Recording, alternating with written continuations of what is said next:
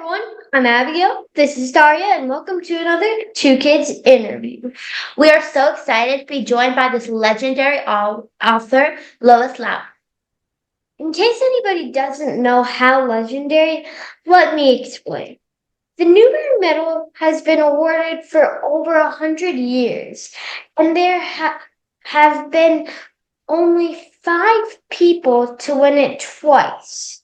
Miss Lowry is one of the people who's won it twice. Okay. We can't mention all of her accomplishments because we're gonna run out of time before asking any of the questions. But her first book was published in 1970s, and all these years later, her book that came out this year, the Tea Table book, was also a New York Times bestseller. Thank you so much for being with us today. Oh, you're welcome. It's fun for me to do something different. Before we turned this on, I was actually sitting here at my computer working on a book manuscript. Wow. For what book? Well, it doesn't have a title yet because it isn't finished. I always write the title last. That makes sense. Um, you didn't start by writing for kids, but once you did, it clearly worked. What do you enjoy about writing for kids our age? The thing gosh, there's so much that I enjoy. One of the things I enjoy most is just sitting here by myself. You can see I'm in a room with a lot of books, but I'm by myself. I have to be isolated in order to write a book. But what I enjoy is sitting here putting words on a screen. Then I say them aloud often to hear how they sound. And then I redo them, I revise them, I rearrange them. I spend a lot of time just messing around with words, and that's the thing I most enjoy. But also, after I finish a book, I finish my part of it and goes to the publisher, and it takes a long time for them to turn it into an actual book. Then what I enjoy is when I hear from people who read it, the way I heard from you. And every day I hear from 10 or 20 or sometimes 100 different people. And that's happened for years and years and years now, because I've written 53 books. You mentioned my very first book published in 1977, and maybe you're faster at math than I am, but that's how many years ago? 1977, 47? 47 years ago. Sounds right to me. And yet that book is still in print, and I still occasionally hear from a kid who has just read it, even though probably their grandmother read it when she was a kid. At any rate, I love hearing from readers, even though occasionally, like today, I get a very rude email because sometimes usually a boy for some reason, writes me an email that says, I didn't save this one, so I can't quote it exactly, but it said, "Why do you write such stupid books? I see that you're 87 years old, so you'll probably die soon, and I'll be glad that you won't be writing any more stupid books." Well, so I didn't answer it, of course. I threw it away. But sometimes adolescent boys think it's amusing to do something like that. I don't Yeah. take it personally. They'll grow up eventually and turn into more mature people. I've had to move a few times because of my dad's job, and Abigail just moved here to Buffalo a few months ago for her mom's.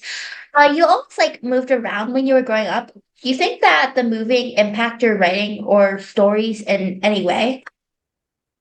Probably did, because everybody's life influences what they write. If they're creative people, of course, they draw on their own experience. But I think in my case, a couple of things work together for me. One is that, unlike you, I was a very shy child, an introvert. And when we moved, as we often did, it was very hard for me to enter a new school, new house, new town, sometimes new country, new school, have to make friends. And it took me a while.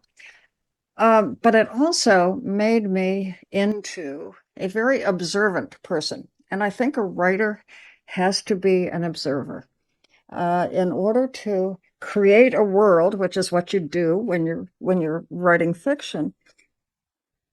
You have to put a lot of stuff together, and you draw on things you've observed over a long period of time. And I think being in strange places, not strange, but new places, as a kid, and observing new things and paying attention to stuff, rather than if I'd been an extrovert, I would have immediately joined the cheerleading team and had a zillion friends and been very busy. Instead, I was very quiet, just making my way slowly and paying attention. And that I think has served me well. By the way, if you want to forward that email from that boy to us, we will be happy to respond, and he might not like it. I threw him away. I don't even know his address anymore. When you are writing a series, how much do you think ahead and put things in the book you are writing to set up for future books in the series? Well, not many of my books are series. Most of them are just books that stand alone. Um, except for, do you know the Anastasia Krupnik books? Yeah. I think there were 9 of those, so that was a series. And then The Giver, you probably maybe had to read that in school. I know that book. That became 4, which is not really a series. I guess you'd have to think about the definition of the word series. Does it mean that the same characters reappear and do different things, maybe later in time, and so they get a little older? But The Giver has new characters and new settings in each book. So they're related books, and some of the characters from the first book appear again by the last book. But I don't know that you can really call that a series. Now I forgot what your question was. I've been nattering on, and I forgot what you asked me. Oh, I know. Okay, it was you, Abigail.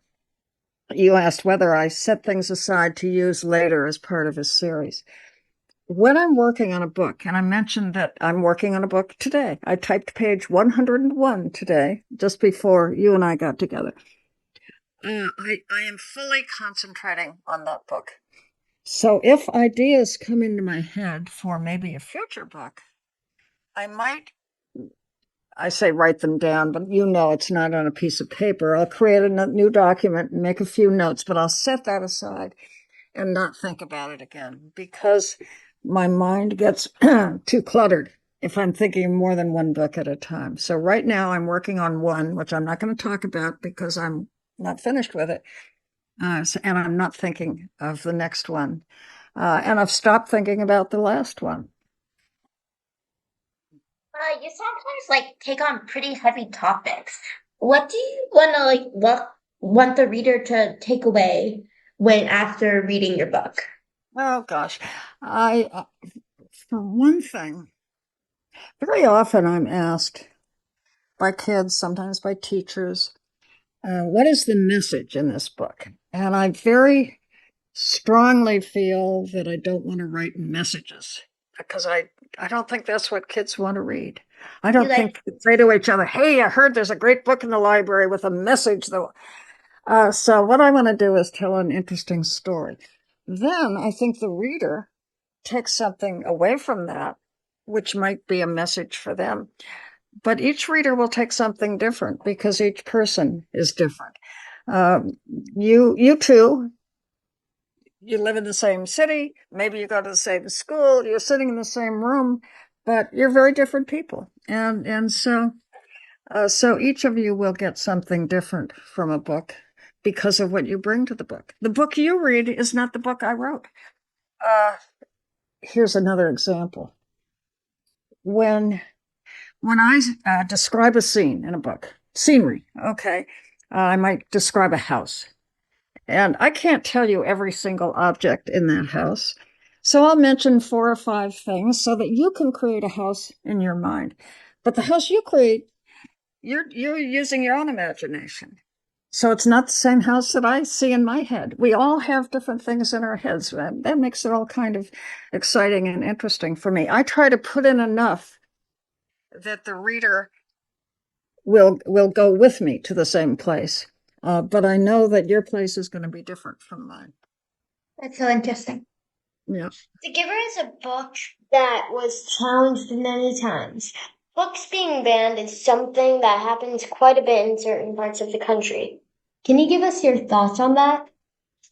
I bet it's not happening in Buffalo, New York. No. And it's not happening in Portland, Maine. But in November, I will go to another place where I spend the winter down in Naples, Florida. And in Naples, Florida, they are banning books. I have a shirt. I should have worn that shirt today. And it says, I'm with the band, Banned. And it shows a picture of a lot of books, and one of them is The Giver.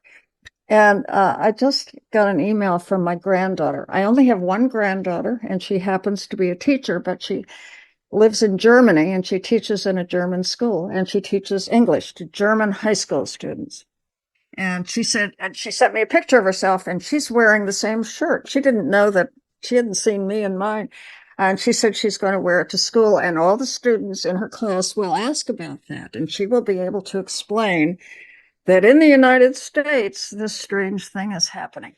And it's interesting because in Germany, they have a difficult history there because you know about Hitler and his rise to power. And he started out by banning books. And they had great bonfires of books in Germany. And now they are so aware in Germany of how terrible all of that was, that they're the last country that will ban books. Anyway, back to banning books. It's a very, very dangerous thing to have happening, and I hope we can find a way to stop it. Yeah. How much of the characters you write about, like, are taken from real people, like your granddaughter, for instance? Like, did you write any books about her? I've not written any books about my own children or grandchildren, and yet every character that I create is drawn upon people I've known, characteristics of young people. So some of them will be like my granddaughter or like my grandsons, but I've not specifically used them in books. I have, however, written two books at least, and maybe I could think of others that are about me as a child. And one is that very first book, which was called A Summer to Die. It's about two sisters. Younger is 13, and she's the one who tells the story. And it's about the death of her older sister. So it's a sad book. And I really drew on my own experience from that because when I was young, I had an older sister who died. So I was using that set of sad events in my own life and creating a story from it. Another one is a book that nobody knows about anymore. It was published a long time ago, but it's my favorite of my books, I think. And it's called Autumn Street. And it's again about some events in my own life when I was a little girl. But aside from that, all the characters in my books are fictional characters, people I've made up. What is your process when putting a book together? Do you decide the end before the middle, or do you put it together in order? You know, every author would answer that differently, I'm sure, and there's no right way to do it. But here's how I do it. I start out with a character who appears in my imagination. And interestingly, they seem to appear magically. I can't think of another word for it. Suddenly there is this young person appears in my imagination, and I know right away whether it's a boy or a girl, and what his or her name is and how old they are. So when the book The Giver began, it began because a boy named Jonas appeared to me. It's very rare that I change the name. They appear with a name, and that's the name I use, except a couple of times for various reasons I changed the name. Okay, so I start with a character, and the character is in some kind of situation that makes the reader and makes me also wonder, goodness, how is he or she going to solve this problem? How is this going to be fixed? And I try to let the reader know right away that something is not quite right. And I won't ask you to remember this. This is not a quiz, but I will tell you that the first sentence of the book, The Giver, is, "It was almost December and Jonas was beginning to be frightened." Okay, if you read that sentence, you know, okay, this book is about a boy. That's a boy's name. But what's wrong? Why is he frightened? And that's why you turn the page. The next book in that set of 4 books starts with a girl main character. Yeah. She appeared in my imagination with a name. Her name is Kira. I don't even know anybody with that name, but that's the name she came with. And that book begins with dialogue. I don't have it here in front of me, so I may misquote it, but it begins, "Mother, there was no answer. She hadn't expected one. Her mother had been dead now for 3 days." It begins with a girl sitting beside the body of her mother. And so right away, again, you know, whoops, what's wrong with this picture? What's going on here? And that's how I try to start every book. But the interesting thing is that I myself don't know what's going to happen next. And I don't know how it's going to end. So I am in the same kind of suspense that the reader is, as I make my way through it, page by page. I want to turn the page in my computer to find out what's happening in the same way the reader turns the page in the book. Now, there are authors who start out with an outline and everything is carefully planned. And I think they probably have an easier time of it than I do, because I do it the hard way. And that means I have to use my imagination throughout. But it also means that I make some mistakes along the way.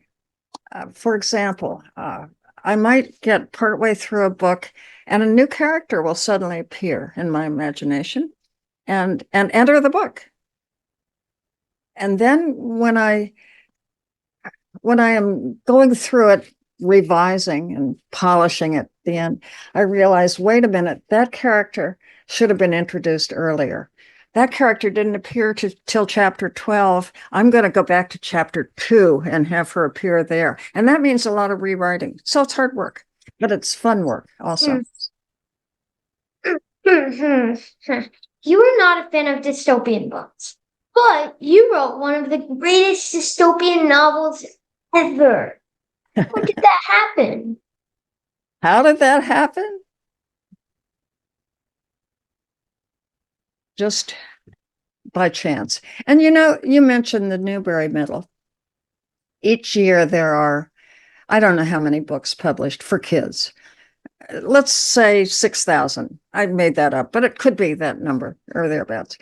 And so each year there's a committee of librarians, people connected to the book world, and they don't read all 6,000, but they read the ones that might be under consideration as the best book that year. So it's very hard work for them. And then they come to a decision, and probably they argue and fight and all of that, but they finally come to a decision. And twice they decided on books by me.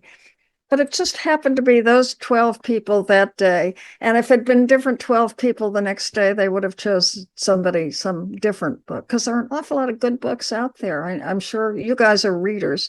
I'm sure you've read some wonderful books. And so it's just kind of luck and hard work on the part of many authors. And then some people think that's the best one that year. You said earlier that when you are done with a book, you put it behind you. Do you ever think about like your characters ever, like Anastasia, for instance, and think about what they'd be doing as an adult today? Yeah, and sometimes kids, well, interesting, because the Anastasia books were written a long time ago. I think the first one was published around 1980. So that's how many years? 20, 44 years ago. And every now and then I get a letter. I got one this week. It happened to come from a woman in Ireland. And she said, help. She said, I grew up on the Anastasia books. And she said, and now I have a son who's 11 years old. and I want him to read those books, and I can't find them in the bookstores here and someplace in Ireland.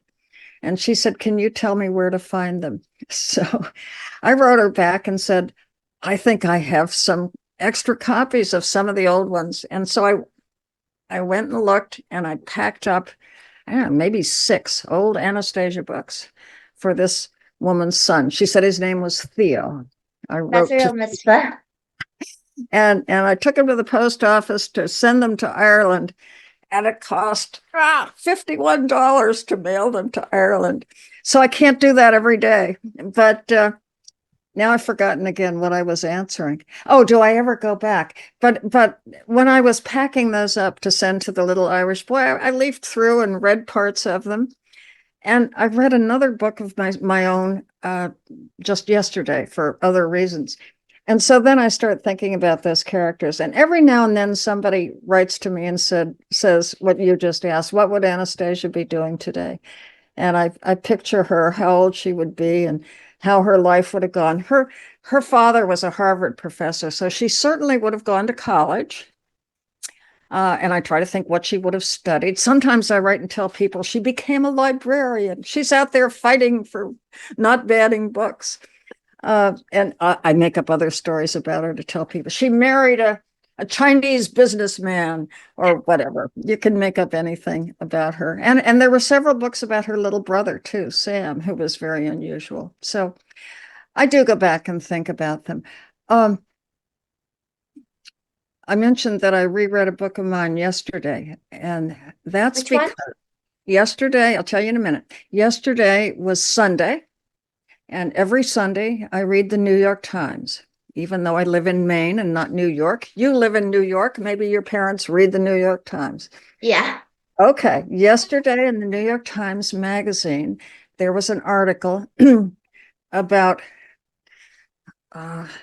I guess you'd call it a religion called the Shakers. It was a small religious group, and there are only 2 of them left, and they live in Maine. And they have a village. The Shaker village is not far from me here in Maine. And I was asked a few years ago to write a book about the Shakers. It's a very interesting religion, but there are only 2 of them left, and one of them is 88 years old. So I got out that book that I had written 8 years ago, and it's called Like the Willow Tree. And it's about a little girl who, in 1918, there was a big flu epidemic, and many, many people died. It was worse than the recent COVID epidemic. And so in those days, there was this Shaker village, and they increased their numbers by taking in orphans. And so this 11-year-old girl is orphaned because her parents died in 1918 of the flu. And so my book is about her life there in this religious village. It's a very, I think the book is interesting, but the whole concept is interesting of this child being thrust into a very different kind of life and coming to terms with it. So, What writer has like influenced you the most? gosh, that's an interesting question. I'm not sure I can answer it. Well, yes, I can. There are many, of course, but when I was a kid, when I learned to read as a young child, I read everything. I was lucky because I lived in a house filled with books. My mother had been a teacher before she got married, so she read to us a lot. But the books I read there weren't as many wonderful children's books as there are today. I've gone back and looked at some of the ones that I was fond of. One was a series about a family named Bobbsey, and the books were called the Bobbsey Twins. Have you ever heard of those? I think so, yeah. And the family has 2 sets of twins. Each set is a girl, boy, girl, boy. And so those are the Bobbsey twins. And so when I was a kid, I loved those. The Bobbsey twins go to the farm, the Bobbsey twins in the country, the Bobbsey twins do this, do that at the seashore. But I've gone back and looked at them, and they're really stupid books. And they're worse than stupid because they're very racist. They have a Oh. black maid, and she talks in this terrible fake accent. I mean, I say fake, the book writer creates this terrible way for this woman to talk. At any rate, so I read and loved those and didn't realize that they weren't good books. But It's when kind I, of like Nancy Drew. Like yeah, these yeah, days it would be like considered racist and stuff. yeah, exactly. Uh, when I was about 8 or 9 years old, my mother read aloud to me one chapter a night on a book that had been published for adults. But my mother realized that I would love it as she did. And it was called The Yearling. I don't know if you've ever heard of that I book. heard of that, yeah. And it was the first time that I realized what a good book was like. It invited me into the life of these people who were very different from me, but I could feel what it was like to be them. And also, they suffered tragedies. Uh, the books like the Bobbsey twins never had anything tragic happen to them. At any rate, it was my introduction to literature, to good books, and so that's the book that I've remembered all my life. It also had fabulous, beautiful illustrations that I've remembered all my life as well. Huh. What advice do you have for young writers? That's the question I always hate because I don't have any good advice. Because I think that young people who want to be writers are already doing the things that people who want to be writers should do. And the main thing, of course, is look at the books, is to read a lot. That's how you learn to be a writer. Um, and to write a lot. Nowadays, I think, I don't know anything about the school that you attend, but teachers pay more attention to writing than they did when I was a kid. We never studied writing in school. I majored in writing in college, but when I was your age, we didn't. The school I attended didn't even have a library. Um, I used the public library in the small town where I lived. But I, I don't. What advice would you give to writers? Read a lot. Read a lot. That's the best piece of advice. And write a lot.